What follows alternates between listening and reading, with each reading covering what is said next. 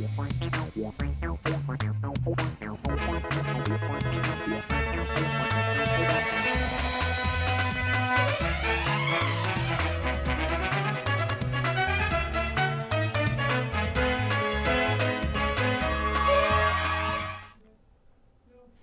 मैं हूं अनुपम शर्मा। आप देख रहे हैं टॉप 50।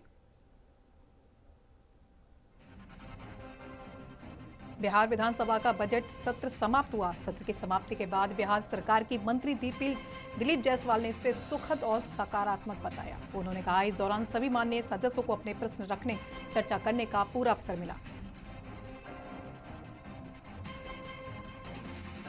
बिहार में घुसपैठ और कानून व्यवस्था को लेकर आरोप प्रत्यारोप तेज। उप मुख्यमंत्री विजय सिन्हा ने तराई इलाके में घुसपैठियों के सर्वे और राजस्व कर्मचारियों की पड़ताल पर सख्त चेतावनी।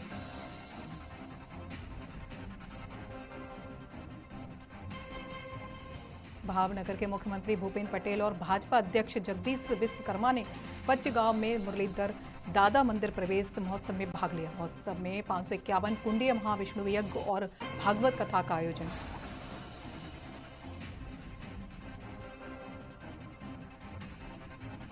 उप मुख्यमंत्री अजीत पवार के विमान हादसे की जांच सीआईडी को सौंप दी गई। जांच में क्रिमिनल साजिश, लापरवाही और अन्य पहलुओं पर ध्यान दिया जा रहा है। पुणे फॉरेंसिक टीम और एयरक्राफ्ट एक्सीडेंट इन्वेस्टिगेशन ब्यूरो के सहयोग से मामले की गहन जांच की जा रही है।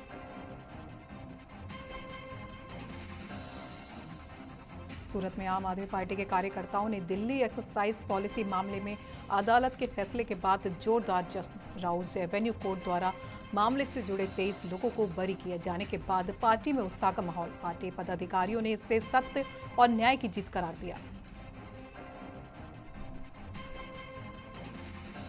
एटीएस लखनऊ ने बांग्लादेशी नागरिक सुफैल को फर्जी भारतीय दस्तावेजों के सहारे स्लॉटर हाउस में काम करते हुए गिरफ्तार किया। मोबाइल जांच में जाली दस्तावेज बरामद हुए। आरोपी ने 5-6 साल पहले अवैध तरीके से भारत में प्रवेश किया। पुलिस ने आरोपी पर धोखाधड़ी और जाली दस्तावेज बनाने समेत कई गंभीर मामलों में केस दर्ज किया।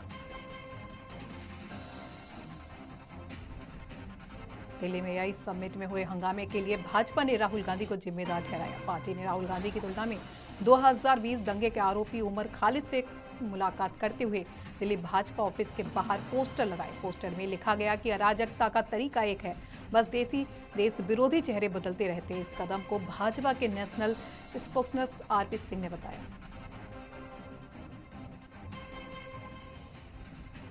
शिवसेना उद्यम दल के नेता सचिन हाइर ने महाविकास अघाड़ी की बैठक और अजित पवार प्लेन क्रैश मामले पर बयान दिया। उन्होंने कहा कि जिम्मेदार अधिकारियों के खिलाफ सख्त कार्रवाई होनी चाहिए।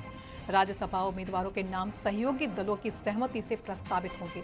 हाइर ने मदरसा और नमाज से जुड़े मुद्दों पर भी सरकार पर निशाना साधा।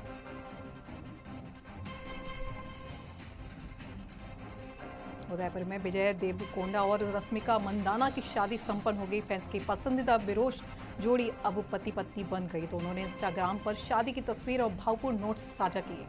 कोडावा पारंपरिक परिधान में दोनों खूबसूरत नजर आए और फैंस ने इस खुशी में शामिल होकर बधाई दी।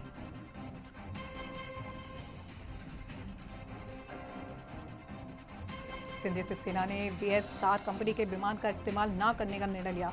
खनन मंत्री शंभू राजे देसाई ने फ्लाइट क्लियरेंस सर्टिफिकेट की जांच के निर्देश दिए। रोहित पवार की FIR मांग पर पार्टी ने समर्थन जताया। जांच एजेंसियों की अंतिम रिपोर्ट पर निगरानी रखी जा रही है।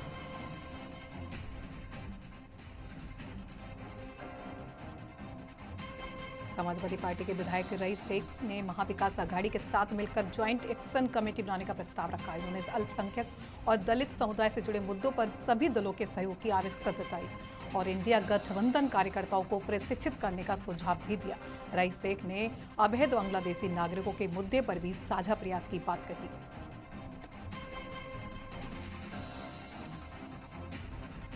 बागपत के बड़ौद कोतवाली क्षेत्र में बिल्डिंग के दौरान एक बाइक में आग लग गई, जिससे अफरा तफरी मच गई।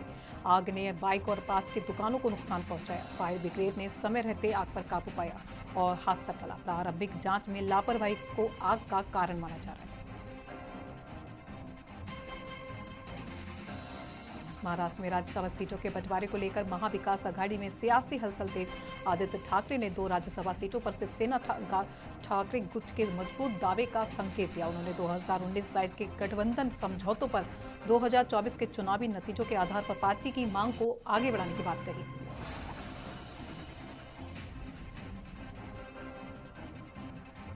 साबरकांठा के नकली दूध बनाने वाले राकेश नारायण पटेल उर्फ धमा को पुलिस ने गिरफ्तार किया। उसकी फैक्ट्री में यूरिया और जहरीले रसायनों का इस्तेमाल किया जा रहा था, जिससे लोगों के स्वास्थ्य को गंभीर खतरा हुआ। मुख्य आरोपी की गिरफ्तारी के बाद बरामद सामान की जांच भी शुरू कर दी गई।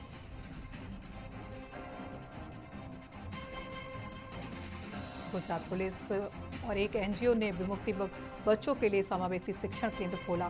पूर्व ओपन जेल परिसर में विशेष लाइब्रेरी और कौशल विकास कार्यक्रम चलाए जा रहे हैं। परियोजना बच्चों के सर्वांगीण विकास, आत्मविश्वास निर्माण और मूल्य आधारित गतिविधियों पर केंद्रित।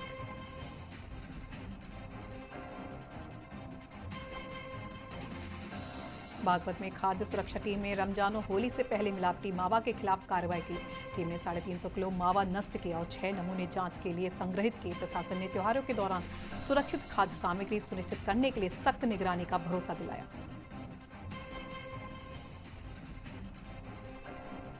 लग्जमबर्ग प्रतिनिधिमंडल ने मुख्यमंत्री भूपेश पटेल से भेंट की और भारत लग्जमबर्ग वित्तीय सहयोग बढ़ाने पर चर्चा की। ग्रीन बॉन्ड निवेश और गिफ्ट सिटी में भागीदारी पर विचार हुआ। दोनों पक्षों ने भविष्य में निवेश और वैश्विक वित्तीय कनेक्टिविटी बढ़ाने का संकल्प किया।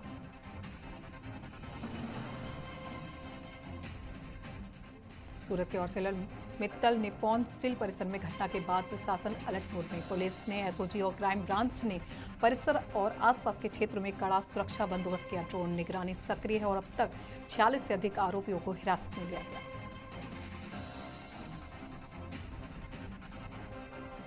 चतरा नगर परिषद चुनाव की मतगणना सुबह 8 बजे चतरा कॉलेज मतगणना केंद्र में सुरक्षा कड़ी कर दी गई थी। प्रत्याशी, अभिकर्ता और कर्मी मेटल डिटेक्टर जांच के बाद प्रवेश कर रहे हैं। 14 टेबल पर 3 राउंड मतगणना जारी रही और परिणाम दोपहर तक आने की संभावना बताई गई।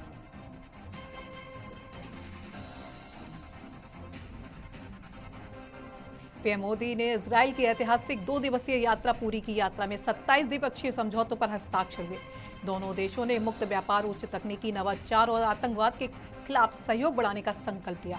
प्रधानमंत्री नरेंद्र मोदी के स्वदेशी मिशन को देश भर में व्यापक रूप से पहुंचाने के उद्देश्य से अखिल भारतीय व्यापारी परिसंघ कैट ने व्यापारी नेताओं की अहम बैठक आयोजित की। बिहार में शराबबंदी को लेकर सियासत तेज। हरनौत सहकारिता मंत्री डॉक्टर प्रमोद चंद्र अवस्थी ने विपक्ष पर हमला बोलते हुए कहा कि कानून में कुछ भी कमियां होने का मतलब विफलता नहीं। उनके साथ जेडीयू सांसद कौशलेंद्र कुमार भी मौजूद रहे। मंत्री ने गुजरात के उदाहरण के जरिए अवैध शराब और हत्या मामलों का हवाला देते हुए कानून की मजबूती का संदेश भी दिया।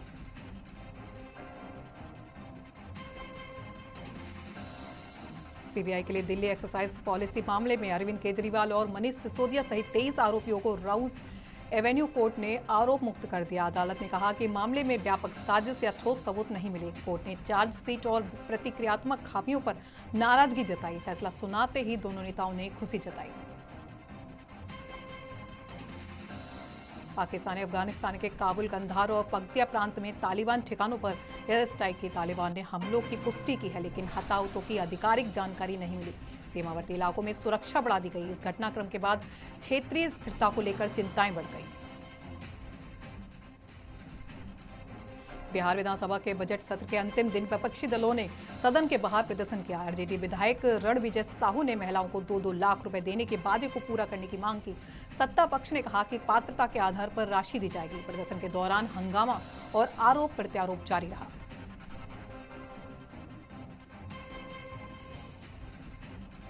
राष्ट्रपति मुर्मू ने फाइटर हेलीकॉप्टर प्रचंड में उड़ान भरकर सैनिकों को धन्यवाद दिया। उन्होंने कॉकपिट से कहा कि देश के जवान असली नायक हैं। यह उड़ान तकनीकी उपलब्धि के साथ महिला नेतृत्व की मिसाल भी बन गई। राष्ट्रपति देशवासियों को गर्व और प्रेरणा का आशीर्वाद दिया।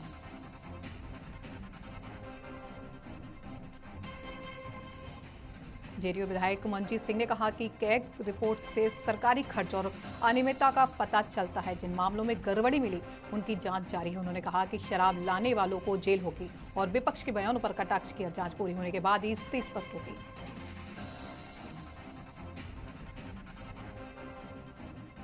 पटना के आरजेडी विधायक वीरेंद्र ने विधानसभा सत्र में विपक्ष को दबाने और जनहित पर चर्चा नहीं होने का आरोप लगाया।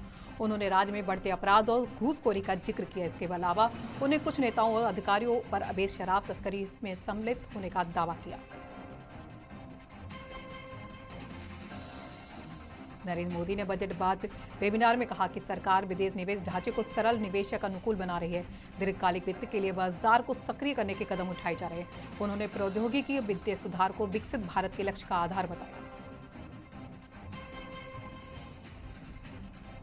बिहार विधानमंडल ने निजी स्कूलों की मनमानी फीस वसूलने रोकने वाला विधेयक पारित किया। अब स्कूल फीस निर्धारण के लिए नियम और निगरानी लागू होगी। सरकार का कहना है इससे अभिभावकों को राहत और शिक्षा व्यवस्था में पारदर्शिता मिलेगी।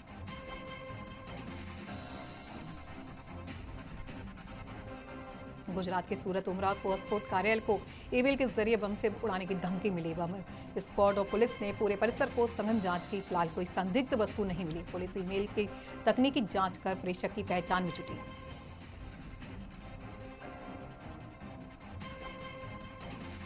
उद्योगपति अनिल अंबानी से ईडी ने मनी लॉन्ड्रिंग मामले में 10 घंटे तक पूछताछ की।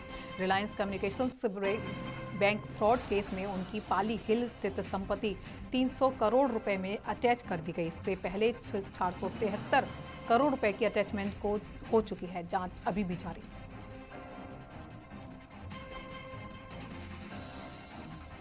दिल्ली कोर्ट ने अरविंद केजरीवाल और मनीष सिसोदिया को एक्साइज पॉलिसी केस में बरी कर दिया। केजरीवाल की पत्नी सुनीता ने कहा सच की जीत हुई और अरविंद जी ने ईमानदारी से काम किया। उन्होंने न्याय के फैसले का स्वागत किया।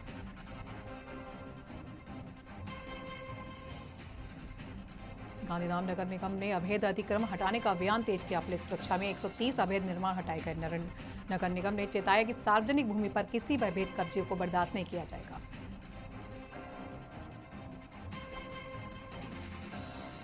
मुंबई के महाविकास आघाड़ी ने मराठी भाषा दिवस पर सरकार की भाषा नीति का विरोध किया। उन्होंने मराठी स्कूलों और भाषा फंड की कमी पर चिंता जताई। भाषा भवन विवाद से नाराजगी बढ़ी। गठबंधन ने चेतावनी दी कि मुद्दे पर जल्द कार्रवाई नहीं हुई तो आंदोलन तेज होगा। भारतीय जनता पार्टी के वरिष्ठ सांसद पंकज चौधरी ने यूपी की राजनीति और अदालत के फैसलों पर बड़ा बयान दिया। उन्होंने कहा कि अखिलेश यादव के 100 विधायक लाने वाले बयान में हताशा झलकती है। एनसीआरटी मामले पर प्रधानमंत्री ने संज्ञान लिया।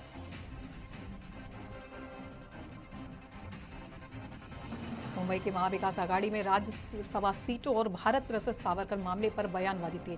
शिवसेना विधायक सचिन अहिर ने गठबंधन में बैठक का ऐलान किया। धर्म परिवर्तन कानून पर संविधान और BR अम्बेडकर की नींव का हवाला दिया।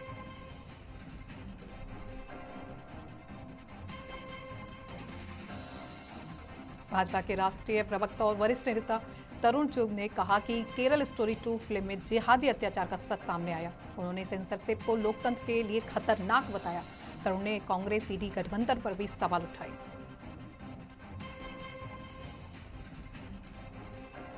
दिल्ली के बीजेपी अध्यक्ष वीरेंद्र सचदेवा ने कहा केजरीवाल और सहयोगियों ने शराब घोटाले से जुड़े सबूत मिटा दिए।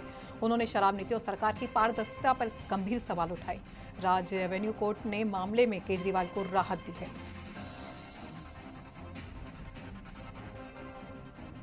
दिल्ली द्वारका जिले में पुलिस ने बंटी बबली नाम से मशहूर पति पत्नी की ठगी जोड़ी को ग्रेटर नोएडा से गिरफ्तार किया। आरोप है दोनों एक ही पार्टी को कई लोगों को बेचकर करोड़ों की ठगी करते थे।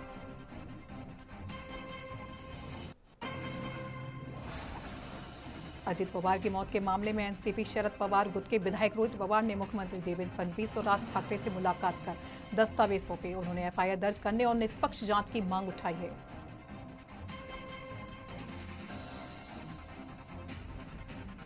पटना विधानसभा में धर्मांतरण के मुद्दे पर जोरदार बहस। बीजेपी विधायक वीरेंद्र पासवान ने बिहार धर्मांतरण रोकने के लिए सख्त कानून की मांग की। उन्होंने कहा कि जबरन धर्म परिवर्तन से सामाजिक अस्थिरता बढ़ रही है।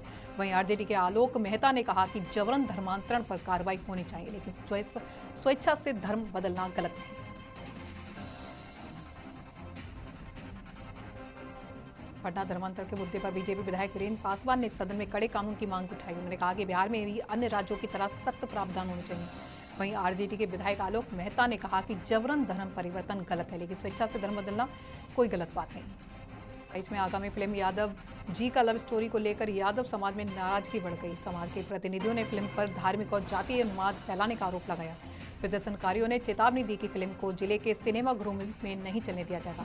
सिटी मजिस्ट्रेट को ज्ञापन सौंपकर प्रतिबंध की मांग की। खगड़िया के अमर शहीद चंद्रशेखर आजाद की 95वीं शहादत दिवस पर रेलवे जंक्शन चौक स्थित प्रतिमा स्थल पर श्रद्धांजलि कार्यक्रम आयोजित किया गया। विभिन्न संगठनों के सदस्यों ने माल्यार्पण कर 2 मिनट का मौन रखकर श्रद्धांजलि दी। वक्ताओं ने उनके व्यक्तित्व और कृतित्व से प्रेरणा लेने का संकल्प लिया। कार्यक्रम के दौरान अमर शहीद आजाद अमर रहे के नारे भी लगे।